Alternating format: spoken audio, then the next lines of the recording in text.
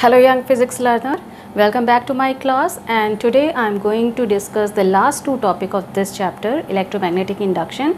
First one is eddy current and the last one is AC generator. Okay, so AC generator is the end of this chapter, but it is the starting of next chapter, that is alternating current AC. So that is the base of AC. You will get to know that this particular formula will be used here in next chapter. So if you are taking it as a unit, magnetic unit, then this is not the end of particular topic. It is the end of only one small portion of a very vast topic, that is magnetic field. Okay, so let's start with the topic. This is eddy current. First of all, try to understand the meaning of eddy.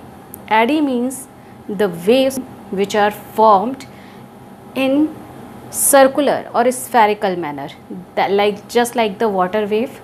You heard about water wave, you have seen water waves. So water waves are like this way. Okay, this is water wave. So this is called eddy.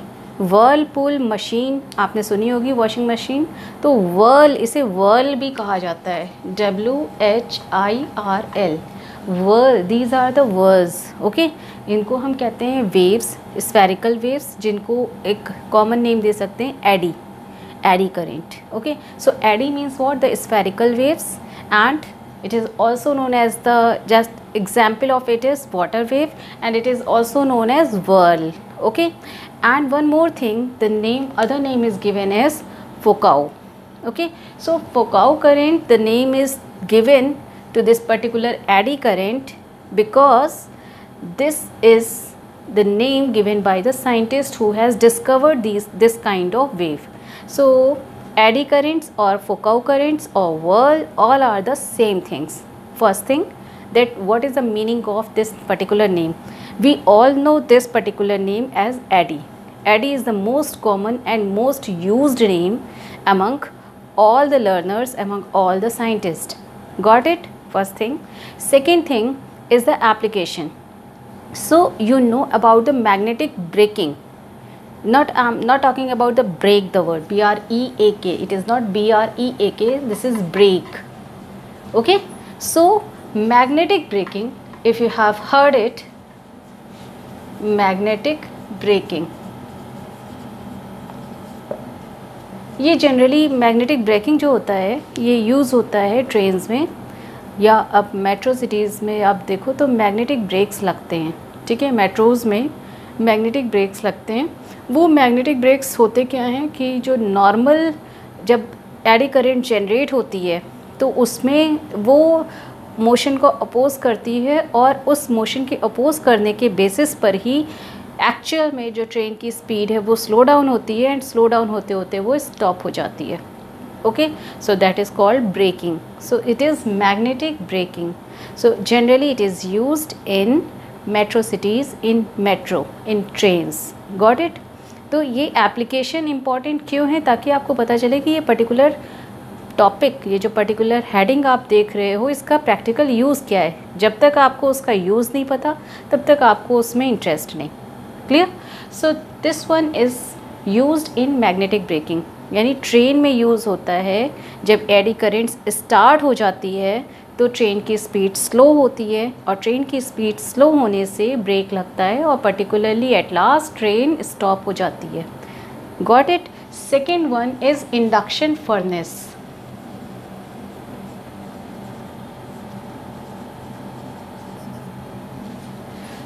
So second is induction furnace. Furnace क्या होती है, जिसे हम normal Hindi में अगर कहेंगे तो it is the आग की एक जो भट्टी होती है उसे हम कहते हैं फर्नेस. क्लियर? और वो आग की भट्टी क्या होती है, आपने अगर विलेज एरिया में देखा है या इस सिटीज़ में भी होता है, तो वहाँ पर क्या है कि कोल को बर्न कर रहे होते हैं और उसमें इतनी हीट जनरेट होती है कि फूड को खो सकता है, and all that, that is called a furnace. Clear? अब ये जो हम कोल बर्न कर रहे हैं, that is costly, and that creates pollution.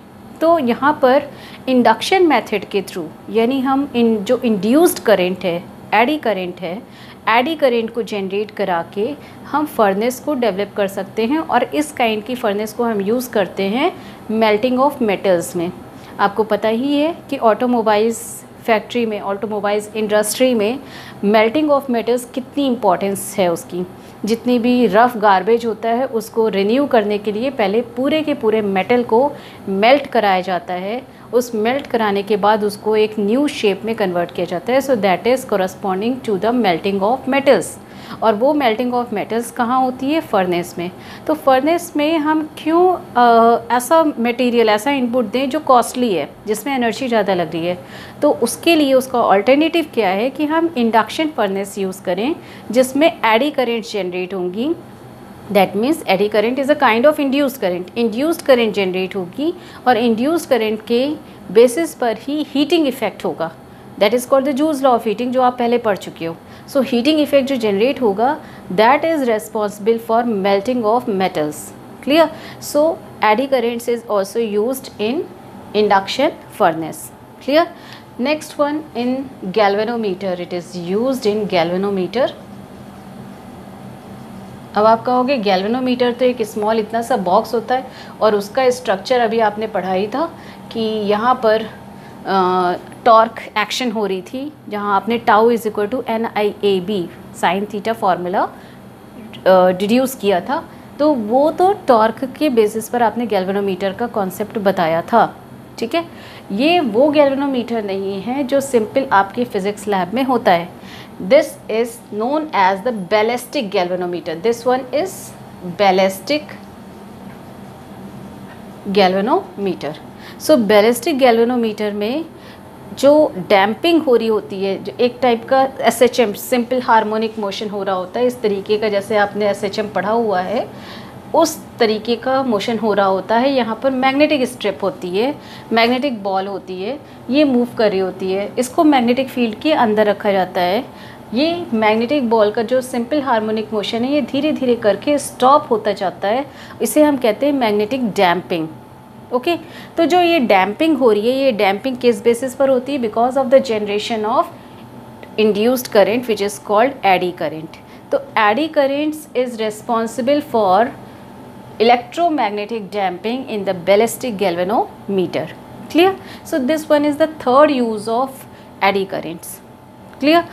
तो eddy currents आपने देखा मैग्नेटिक ब्रेक्स में यूज़ हो रही है, which is used in train, metro cities, metros में यूज़ होती हैं।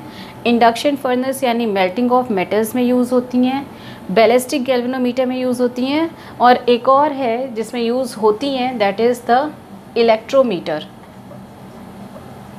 अगर आपने अपने घर के बाहर जो मीटर लगा हुआ है, अभी तो डिजिटल आ चुके हैं, मैक्सिमम घरों में डिजिटल है, बट अभी भी कुछ घरों में होगा जहाँ पर इलेक्ट्रोमीटर यूज़ होता है। इलेक्ट्रोमीटर जिन्होंने देखा हुआ है अपने घर में, अगर जिन्होंने भी इलेक्ट्रिक मीटर देखा है जहाँ पर रीडिंग आती है, जहाँ पर इलेक्ट्रिसिटी बिल जहाँ से बनता है, जिस रीडिंग के बेसिस पर इलेक्ट्रिसिटी बिल आपका बन रहा होता है, तो वहाँ पर आपने रीडिंग में एक सिल्वर कलर की स्ट्रिप भी रन करते हुए देखी होगी जिन्होंने ये इलेक्ट्रोमीटर देखा हुआ है। अभी तो डिजिटल मीटर है। डिजिटल मीटर में क्या होता है कि 22, 23, 24 किलोवाट आवर इस टाइप की यूनिट डायरेक्टली डिजिटल फॉर्म में दी हुई होती है। बट जो सिल्वर स्ट्रिप रन कर रही होती है बहुत स्लो रन कर रही होती है, it is not very high speed. तो वो जो रन कर रही होती है सिल्वर स्ट्रिप इलेक्ट्रोमीटर में, वो स्ट्रिप रन कर रही होती है, मैग्नेटिक स्ट्रिप रन कर रही होती है on the basis of generation of induced current which is also called eddy current. वो भी एक मेटलिक स्ट्रिप है जिसमें एडी करंट जनरेट हो रही है, और उस एडी करंट की जनरेशन की बेसिस पर ही वहाँ पर वो मैग्नेटिक सिल्वर स्ट्रिप रन कर रही है। वो रनिंग बहुत स्लो हो रही होती है। जब आप घर में ज़्यादा डिवाइसेस यूज़ करते हो तो वो स्ट्रिप की स्पीड बढ़ जाती है। कभी अगर अभी तक नहीं देखा है तो आप अपने घर के बाहर जो मेन मीटर लगा हुआ है उस मीटर में जा कर के आप चेक कर सकते हो कि वहाँ पर वो स्ट्रिप जिनके घर में लगी है अभी भी, वो स्ट्रिप कैसे रन करती है। ठीक है, और आप डिवाइसेस को ऑन करके देख लो अपने घर में स्ट्रिप की स्पीड, और डिवाइसेस को ऑफ़ करके देख लो स्ट्रिप की स्पीड, तो वो आपको एक आइडिया लग जाएगा कि स्ट्रिप जो रन कर रही है वो ऑन द बेसिस ऑफ आपकी जो इलेक्ट्रिकल अप्लायंसेस यूज़ हो रहे हैं उसके बेसिस पे किस तरीके से रन कर रही है। वो रनिंग इसलिए हो रही है क्योंकि वहाँ पर एडी करंट जनरेट हुई है और वो एडी करंट ही रिस्पॉन्सिबल है उस स्ट्रिप को मूव कराने के लिए। सो this one is the fourth use, first one, second, third and fourth use of AD currents.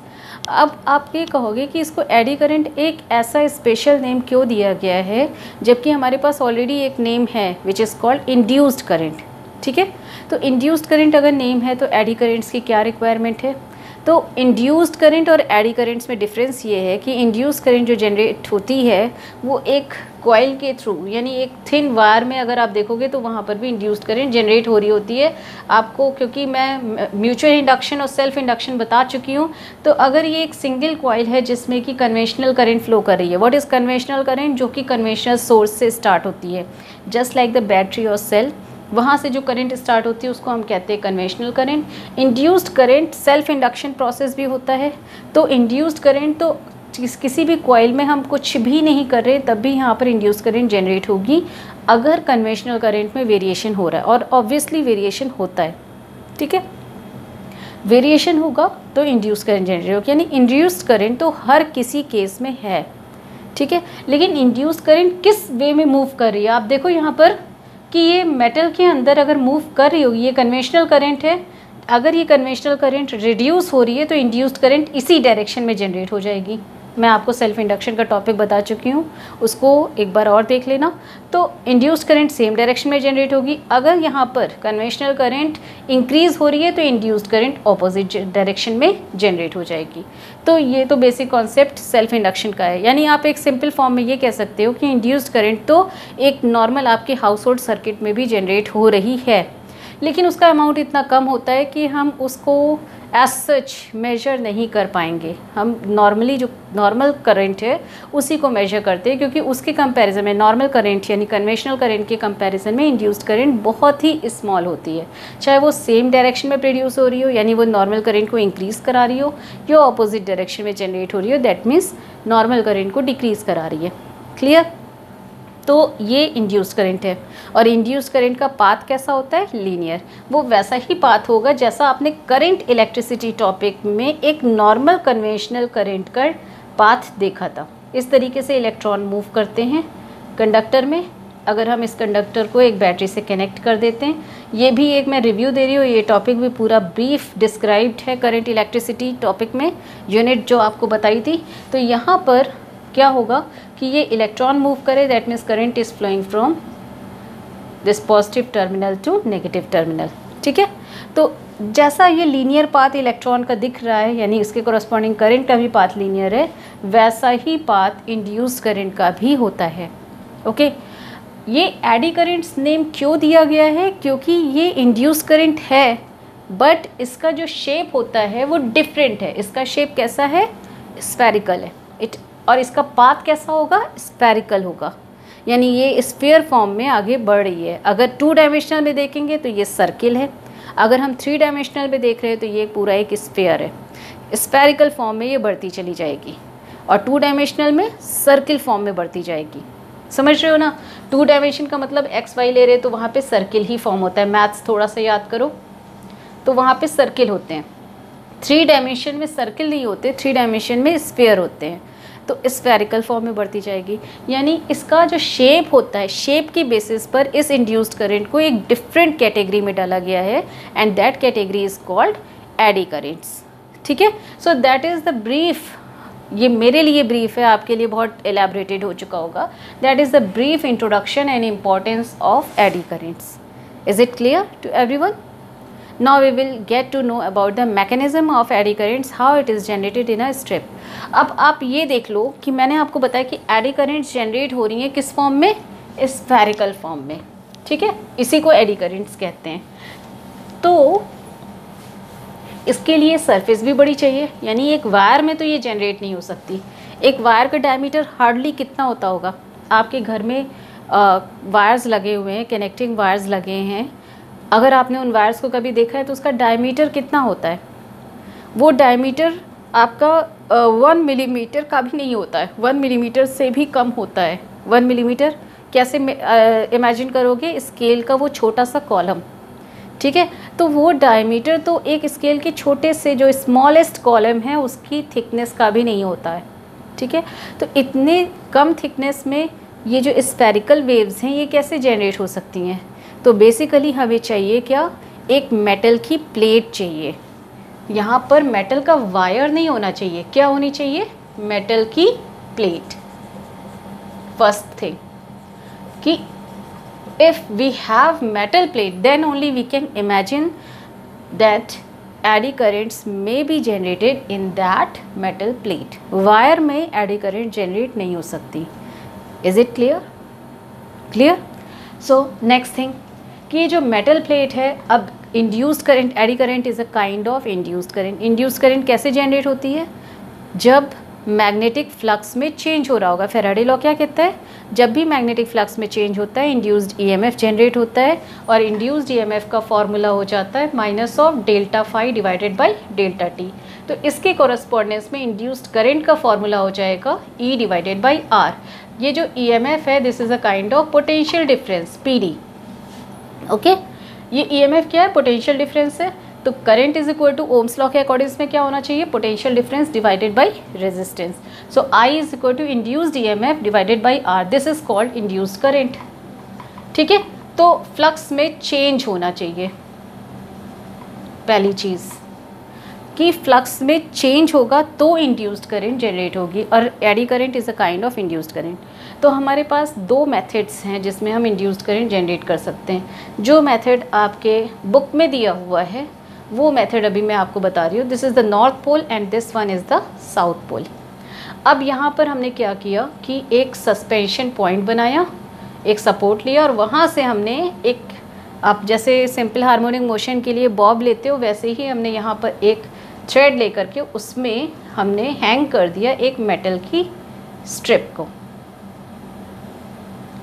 Okay, अब ये जो मेटल की स्ट्रिप है ये कुछ इस तरीके के शेप की है कि ये जो अगर मैग्नेट्स ये लगे नॉर्थ एंड साउथ पोल, तो मेटल की स्ट्रिप यहाँ पर बीच में इस तरीके से सेंटर पे ऐसे, ठीक है, ये वे है। अगर ये वे है और इस तरीके से ये मूव करे इस ऐसे ऐसे मेटल की स्ट्रिप, तो क्या होगा, ये सिंपल हार्मोनिक मोशन हो रहा है, सिंपल पेंडुलम के लाइक बिहेव कर रहा है, सिंपल हार्मोनिक मोशन है। और यहाँ पर मैग्नेटिक फील्ड लाइंस कैसे निकल रही हैं, इस तरीके से, ये मैग्नेटिक फील्ड लाइंस। तो क्या होगा कि मैग्नेटिक फ्लक्स कैसे निकालते हो, phi is equal to B into A. Magnetic flux में चेंज कैसे हो रहा है, जो मैग्नेटिक फील्ड तो सेम है, पूरी की पूरी फ्लो कर रही है, एरिया में चेंज हो रहा है। जब ये जो मेटल की स्ट्रिप है ये बाहर आ रही है मैग्नेटिक फील्ड एरिया से, तो कॉरस्पॉन्डिंग मैग्नेटिक फील्ड के कॉरस्पॉन्डिंग एरिया चेंज हो गया। और जो थीटा यहाँ पर आता है बी डॉट ए होता है, फाई इज इक्वल टू क्या, B dot A which is equal to B A cos theta, where theta is the angle between magnetic field and area vector. तो एरिया वेक्टर कहाँ होगा, अगर metal जो है, metal की प्लेट इस तरीके से लगी हुई है और यहाँ पर दो मैग्नेट्स ऐसे, जैसे बोर्ड में बनी हुई है फिगर उस तरीके से लगे ऐसे, और मेटल की प्लेट इस तरीके से मूव कर रही है। ओके, तो इसमें होगा क्या, area is corresponding to the normal line perpendicular to this area, so that is the area vector. So magnetic field lines तो नॉर्थ से साउथ मूव कर रही हैं इस फिगर के अकॉर्डिंग्स में, और जो एरिया वेक्टर है वो भी सेम डायरेक्शन में। तो angle between area vector and magnetic field line is 0 and cos 0 is 1। सो ये एक सिचुएशन हो गई कि यहाँ पर तो हम फ्लक्स ले रहे हैं इस बेसिस पर। अब एरिया की वैल्यू क्या क्या आएंगी, जब exactly north and south pole के बीच में रखा हुआ है तो मैक्सिमम एरिया है। जैसे ही ये आगे शिफ्ट हुआ, ठीक है, तो क्या हो जाएगा, एरिया कम होने लगेगा मैग्नेटिक फील्ड के कॉरस्पॉन्डेंस में। फिर ये वापस आएगा अपनी पोजीशन पर तो फिर से एरिया ग्रेटर हो गया। फिर ये ऑपोजिट डायरेक्शन में जाएगा तो एरिया कम होने लगेगा। फिर ये आएगा तो एरिया ग्रेटर होगा। दैट मीन्स एरिया में इंक्रीज़ और डिक्रीज़ हो रहा है एंड डायरेक्शन भी चेंज हो रहा है। तो यहाँ पर एरिया में चेंज होने से फ्लक्स में चेंज होगा, और फ्लक्स में चेंज होगा तो according to Faraday law induced EMF generate हो जाएगा। इंड्यूस्ड ईएमएफ जनरेट हो जाएगा तो according to Faraday law induced current generate हो जाएगी। ठीक है, अब ये इंड्यूस्ड करंट किस तरीके से जनरेट होगी, उसके लिए हमें कौन सा लॉ लगाना होता है, ये लॉ आप लगाते हो, कौन सा है ये, फ्लेमिंग राइट हैंड रूल। तो मैग्नेटिक फील्ड लाइंस ये कहाँ है, north to south, this one north to south, and the motion of the conductor, ये थंब होता है, तो ये अगर इस साइड में मूव कर रहा है तो इधर आएगा, तो मैग्नेटिक करंट यानी इंड्यूस्ड करंट जो है वो अप साइड है, यानी इंड्यूस्ड करंट इस तरीके से स्टार्ट हो जाएगी ऐसे। This one is the circular path, ठीक है, ये सर्कुलर पाथ, दैट मीन्स ये कौन सा पाथ आ रहा है, एंटी क्लॉकवाइज। वॉच पे ले जाओ, देखो मैंने डायरेक्शन को सेम रखा इस तरीके से। दिस वन इज़ द, ये क्या है, मैग्नेटिक फील्ड नॉर्थ से साउथ। बोर्ड पे फिगर पे देखते जाओ और मेरे हैंड को, तो नॉर्थ टू साउथ है, ये आ गई first finger north to south. The thumb indicates the direction of motion. अगर ये जो स्ट्रिप है एक बार इस साइड बाहर आ रही है तो कंडक्टर का मोशन किधर हो गया, इधर बाहर की side, thumb is outside. So this middle finger indicates the direction of induce current. So middle finger ऊपर की साइड है, यानी कि करंट ऊपर की साइड से जनरेट हो रही है। ऊपर की साइड से जनरेट होने का मतलब है ऐसे जनरेट हो रही है, ये दिस वन, ये है, ये करंट जनरेट हो रही है। और इसी मोशन को आप जरा क्लॉक तक ले जाओ, क्लॉक के सरफेस के साथ तक, ठीक है, दिस वन। ये कैसा मोशन आया, ये कैसा मोशन है, दिस इज एंटी क्लॉकवाइज। तो इस साइड में जाने पर जब ये इधर की साइड मूव कर जाएगी तो यहाँ पर एंटी क्लॉकवाइज करंट जनरेट हो जा रही है। Got it. अब यही आपका, क्योंकि ये सिंपल पेंडुलम हमने यहाँ पर एक पॉइंट पे सस्पेंड किया हुआ है, तो ये दूसरी साइड में भी जाएगी, ऐसे दूसरी साइड में गई, ठीक है। जब दूसरी साइड में जाएगी तब आप लगाओगे, तो क्या है, magnetic field lines is here north to south. Figure देखो और मेरा हैंड देखो, तो magnetic field is from north to south. The conductor is moving now in this direction. तो इंड्यूस्ड करंट किस डायरेक्शन में, डाउनवर्ड डायरेक्शन में। So downward direction, that means this one, okay, this one, this one. Watch तक ले जाओ, wall clock तक, क्या आ रहा है ये, this is clockwise direction. Are you getting my point. खुद से करके देखना, अपने आप आ जाएगा। तो यहाँ पे ये क्लॉकवाइज डायरेक्शन है। मीन्स क्या हो रहा है कि जब जो मेटलिक स्ट्रिप है वो एक साइड मूव कर रही है मैग्नेटिक निडल के, सॉरी मैग्नेटिक फील्ड के वन साइड मूव करेगी तो डायरेक्शन एंटी क्लॉकवाइज आ रहा है। अपोजिट साइड मूव करेगी तो डायरेक्शन क्लॉकवाइज आएगा। दैट मीन्स कॉन्टिन्यूएशन में इंड्यूस्ड करंट तो जनरेट हो रही है, ये तो श्योर है according to Faraday law, but continuation में after every change in the direction there is a change in induced current direction. Clear. जब ये इंड्यूस्ड करंट कॉन्टिन्यूएशन में अपना डायरेक्शन भी चेंज कर रही है और जनरेट भी हो रही है, तो ये इंड्यूस्ड करंट क्या करेगी, हीटिंग इफेक्ट जनरेट करेगी ये मेटल की स्ट्रिप में। ये हीटिंग इफेक्ट इसमें ज़्यादा होता है। क्यों? हीटिंग इफेक्ट के लिए आप कौन सा फॉर्मूला लगाते हो, जूल्स लॉ ऑफ हीटिंग का, which is equal to I²R × T। अब देखो ये नॉर्मल इंड्यूस्ड करंट जो वायर में जनरेट हो रही है और ये जो मेटल में जनरेट हो रही है, इनमें इसमें क्या डिफरेंस आ रहा है। जब नॉर्मल है तो यहाँ पर वायर का जो रेजिस्टेंस है वो भी कम हो जाता है, लेकिन मेटल की पूरी प्लेट ले ली तो रेजिस्टेंस ऑलरेडी बढ़ गया, पहली चीज़ हो रही है। अगर नॉर्मल है एरिया, जो स्मॉल वायर का एरिया लेते तो एरिया बहुत कम होता है, क्रॉस सेक्शनल एरिया कम होता है। यहाँ पर नॉर्मल क्रॉस सेक्शनल एरिया कम है तो कॉरस्पॉन्डिंग उसमें जो करंट जनरेट हो रही होगी वो बहुत स्मॉल अमाउंट में जनरेट हो रही है। यहाँ पर क्या है कि क्योंकि पूरी प्लेट में जनरेट हो रही है और ये किस फॉर्म में जनरेट हो रही है, स्फेरिकल वेव फॉर्म में जनरेट हो रही है, या सर्कुलर, टू डायमेंशनल में हम इसे सर्कुलर कह सकते हैं। तो सर्कुलर फॉर्म में जनरेट होने की वजह से ये I की वैल्यू भी ग्रेटर है। ओके, सो हीटिंग इफेक्ट किस किस फैक्टर पे डिपेंड कर रहा है, करंट के स्क्वायर है, रेजिस्टेंस के डायरेक्टली प्रोपोर्शनल है, टाइम के डायरेक्टली प्रोपोर्शनल है। तो ये तीनों फैक्टर इंक्रीजिंग फैक्टर जाते हैं। तो एडी करंट जो सर्कुलर फॉर्म में या स्फेरिकल फॉर्म में जनरेट होती है, ये लार्ज हीटिंग इफेक्ट जनरेट करती है as compare to other normal induced current which is originated in a wire. ठीक है, हर एक वायर में इंड्यूस्ड करंट है, लेकिन एक नॉर्मल वायर और ये एडी करंट्स में दोनों में डिफरेंस क्या हो रहा है। पहली चीज़ बेसिक कि प्लेट होनी चाहिए और दूसरा एडी करंट का अमाउंट ज़्यादा होता है, इसलिए उसमें हीटिंग इफेक्ट ज़्यादा होता है। Are you getting my point. Clear है ये। So overall that eddy current is you can say it as is it is undesirable current। क्यों? क्योंकि ये हीटिंग इफेक्ट जनरेट करती है मेटल में, and which is of no use. हमें चाहिए होता है इलेक्ट्रिकल एडवांटेज। तो eddy currents is unwanted current, but there are so many advantages function of this eddy current. Just I told it like electrometer में इसका use हो जाता है, गैल्वेनोमीटर में इसका यूज़ होता है, और आप इसको यूज़ करते हो फर्नेस में, इंडक्शन फर्नेस में। तो ये इसके गुड यूजेस हैं। मैग्नेटिक ब्रेकिंग में जो मेट्रोज़ में यूज़ होता है, तो ये इसके गुड यूजेस हैं। फिजिकल फिनोमिना होता है, उसके कुछ एडवांटेज हैं तो उसके कुछ डिसएडवांटेज हैं।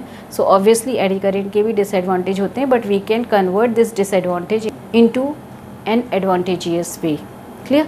सो that is overall about eddy currents. अब एडी करेंट्स को मिनिमाइज़ करने का, रिड्यूस करने का एक मेथड होता है, that is called the lamination, जहाँ पर हम एक मेटल के ब्लॉक को यूज़ कर रहे हैं जो कि कुछ थिकनेस का तो होगा ही होगा, इट इज़ श्योर।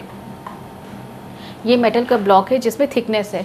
अगर हम इस मेटल के ब्लॉक की थिकनेस को हम लेमिनेशन के फॉर्म में कन्वर्ट कर दें, ये लेमिनेटेड हो जाए मेटलिक ब्लॉक, तो इसके बीच में एयर गैप हो जाएगा, या इसमें हम एक इंसुलेटर भी डाल सकते हैं, हर एक लेयर के बीच में इंसुलेटर। जैसे यहाँ मैंने 3 लेयर्स की हैं इस मेटलिक ब्लॉक की, तो इस मेटलिक ब्लॉक की हर एक लेयर्स के बीच में इंसुलेटर्स यूज़ कर लें, तो उससे क्या होगा कि जो एडी करंट का इफ़ेक्ट होगा, यानी टोटल एडी करंट एक साइड में अगर एंटी क्लॉकवाइज डायरेक्शन में जैसे जनरेट हो रही है, तो उसका इफ़ेक्ट क्या होगा, वो एड अप नहीं हो पाएगा because of the presence of insulator.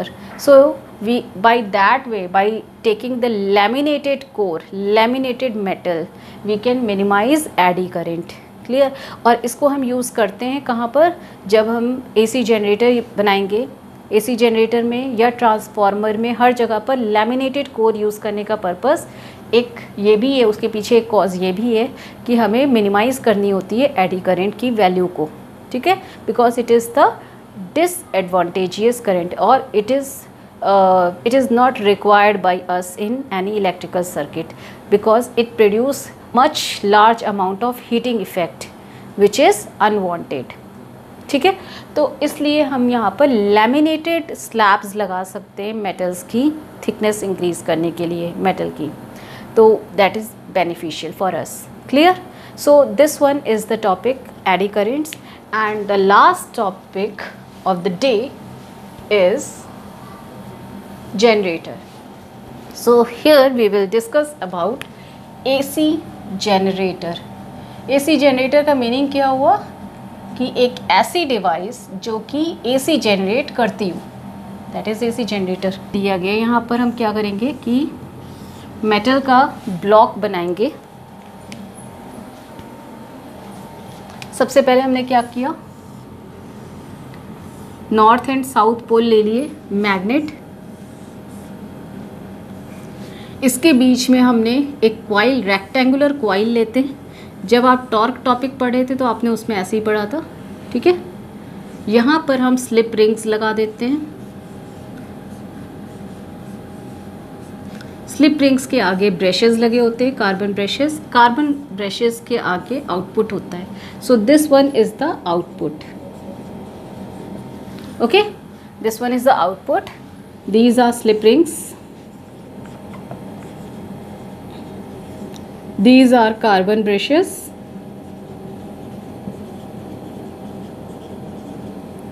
this is rectangular coil,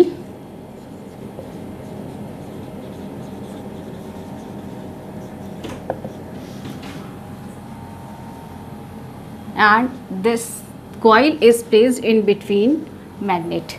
ठीक है? So this is a rectangular coil. You can take the area of this coil as length into breadth. ठीक है? Now AD is the length. Square भी अगर लोगे तो area आप इसमें साइड स्क्वायर निकाल सकते हो। AD is the length L and AB is the breadth B. Okay, so area of this coil is LB. अब इसमें फ्लक्स किस तरीके से हो रहेंगे, देखो magnetic field lines north to south move करेगी। अब यहाँ पर जो ये आपका रेक्टेंगुलर कॉइल लिया गया है, इसका normal vector, this one is the normal, ये कॉइल है, कॉइल का नॉर्मल पोर्शन, ये एरिया वेक्टर हो जाता है। तो अगर कॉइल ऐसे प्लेस्ड है मैग्नेट, आप इस तरीके से ले लो कि ये मैग्नेट बोर्ड के प्लेन में इस तरीके से रखे हुए हैं ऐसे, ठीक है, और रेक्टेंगुलर कॉइल इस तरीके से प्लेस्ड है, तो इसका एरिया वेक्टर कहाँ हो जाएगा, परपेंडिकुलर टू दिस एरिया, यानी आपकी साइड में हो जाएगा। अब ये आपकी साइड में है और magnetic field lines north to south move कर रही हैं, तो एरिया वेक्टर और मैग्नेटिक फील्ड लाइंस के बीच में कितना एंगल आ रहा है, 90 डिग्री का। अब फ्लक्स की वैल्यू क्या होती है, phi is equal to B dot A, that means B A cos theta, where theta is the angle between magnetic field and area vector. So magnetic field और area vector के बीच में इस situation में अगर एरिया वेक्टर इस तरीके से आ रहा है, this one is the area vector and this one is the coil, जब कॉइल ऐसे प्लेस्ड है, मैग्नेटिक फील्ड लाइंस कॉइल के अलॉन्ग विद मूव कर रही हैं, तो क्या होगा कि ये 90 डिग्री का एंगल बनेगा। मैग्नेटिक फील्ड लाइन और एरिया वेक्टर के बीच में 90 डिग्री का एंगल है, you can say this, okay. So this 90 cos 90 means what, it is 0। तो जो मैग्नेटिक ये आपकी जो कॉइल ली गई है, इस कॉइल में कोई भी करंट नहीं है, ये कॉइल सिर्फ रोटेट कराई जा रही है मोटर के थ्रू। तो मोटर के थ्रू जब ये रोटेट कराई जाएगी तो इसके हम 4 केसेस ले सकते हैं। फर्स्ट केस दिस वे, ये मैग्नेटिक, ये जो आपकी कॉइल है, रेक्टेंगुलर कॉइल है, इसका फेस, आप इसको फेस समझो, इसका फेस एक पोर्शन हो सकता है इस तरीके का, जब ये दोबारा रोटेट करेगी तो ऐसे आ जाएगा, यानी अब ये magnetic field line north to south move कर रही है और एरिया वेक्टर भी यही है, 90 डिग्री पे आ गया। उसके बाद दूसरा ये पोर्शन हो जाएगा, उसके बाद एकदम आपका 360 पे टर्न कर गया। जब तक फ्लक्स में चेंज नहीं होगा, इंड्यूस्ड ईएमएफ यानी कॉरस्पॉन्डिंग करंट जनरेट नहीं हो पाएगी।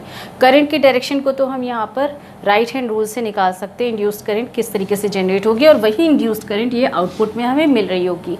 तो यहाँ पर इंड्यूस्ड करंट तो जनरेट होगी क्लॉकवाइज या एंटी क्लॉकवाइज, ये डिपेंड करता है कि मोशन किस तरीके से हो रहा है, एंगल पर डिपेंड करता है कि फ्लक्स में चेंज कैसे होगा। तो फ्लक्स में जो चेंज हो रहा है उसको हम लोग ग्राफिकल फॉर्म में यहाँ पर अभी निकालेंगे फैक्टर, कि ग्राफिकल फॉर्म में क्या रिजल्ट आता है इसका। उससे पहले आपको एक बेसिक फार्मूला जो आपने पढ़ा हुआ है कि flux is equal to B A cos theta होता है, ठीक है। Theta is the angle between magnetic field lines and area vector. इस थीटा को हम ओमेगा टी भी लिख लेते हैं। ये कहाँ पर आपने पढ़ा हुआ है, +1 की मैकेनिक्स में पढ़ा हुआ है कि थीटा ओमेगा टी के फॉर्म में होता है। Omega is the angular frequency जिसे हम कहते हैं, omega is equal to theta by t आता है। वहाँ पर आपने वेलोसिटी के फॉर्म में पढ़ा था, इसको हम एंगुलर फ्रीक्वेंसी भी कहते हैं। So this is theta by t, so theta is equal to omega T. So we can write it as phi is equal to BA cos omega t. This is phi. Okay.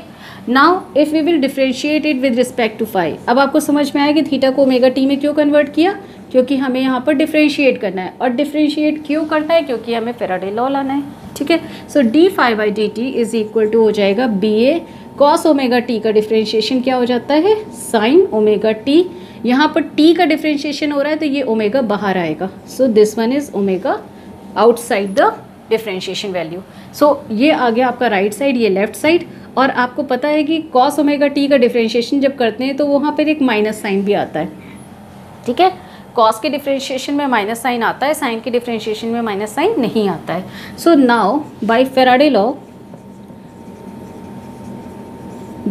Law induced EMF is equal to minus of d phi by D t होता है। आप इस equation में value put करोगे तो induced EMF कितना हो जाएगा, ये माइनस साइन यहाँ यूज़ होगा तो ये माइनस और माइनस मिलके प्लस हो गया।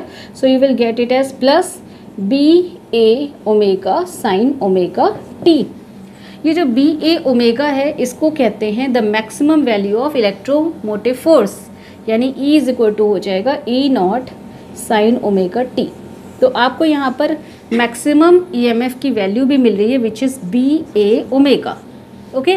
तो इसको हम यूज़ करने वाले हैं अभी कहाँ पर, ग्राफिकल रिप्रेजेंटेशन में। So this one is the formula which will be used in AC chapter as well as now in the output of this AC generator.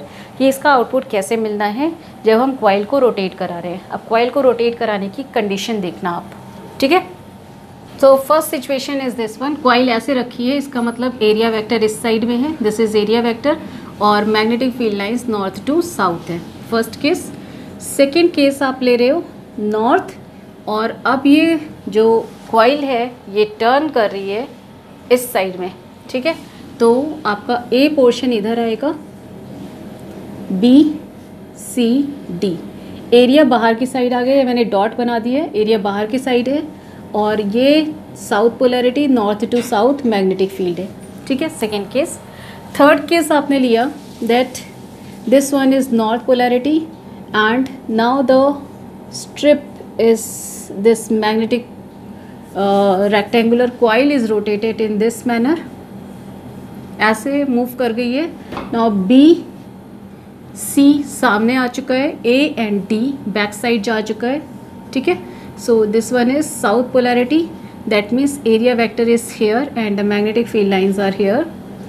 Then the last case is north polarity and this one is the south polarity, and in this manner it is ABCD, it will come as AD and this is BC, okay। यानी area कहाँ चला गया, अंदर की side, area vector.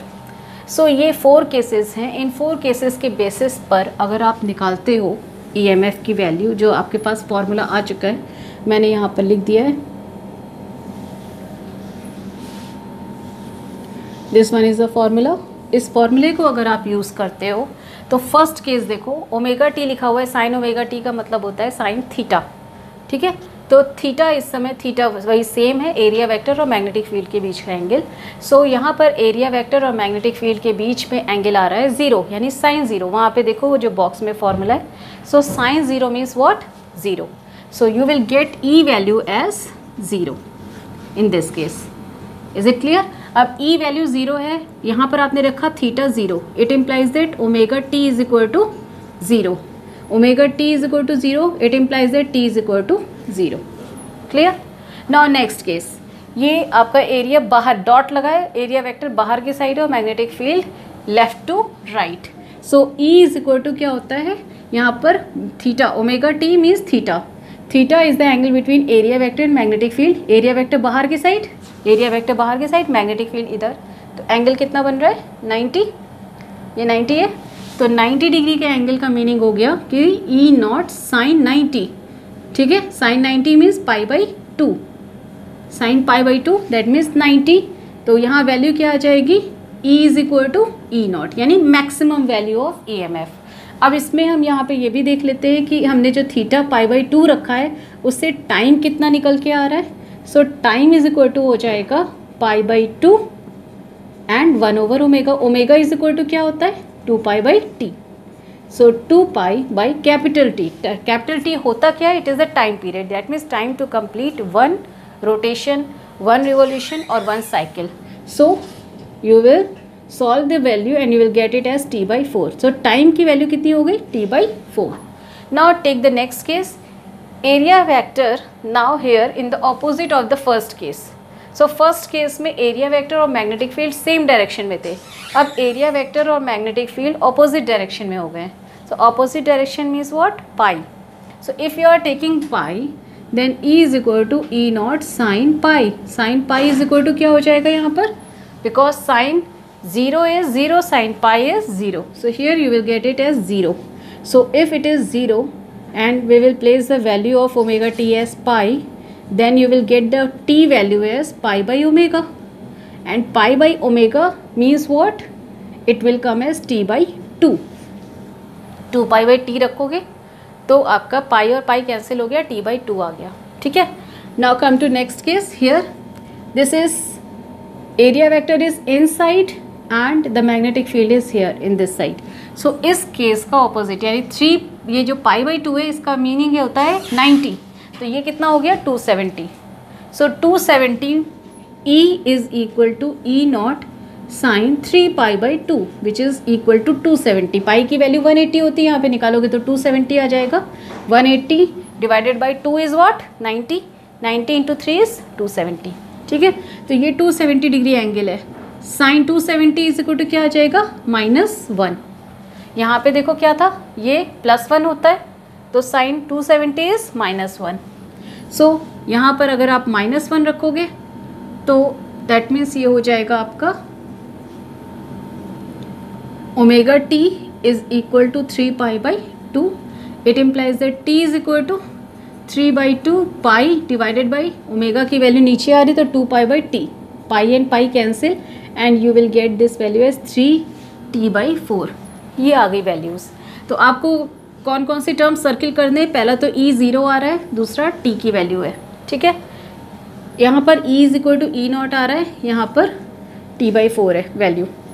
e is equal to 0 and t value is t by 2. Here e value is minus E naught, t value is 3t by 4. Now you will draw the graph here. ये तो केवल एक cycle के लिए graph आ रहा है. तो अगर आप फर्स्ट केस लेते हो, यहाँ पे at time t is equal to 0, this value is 0.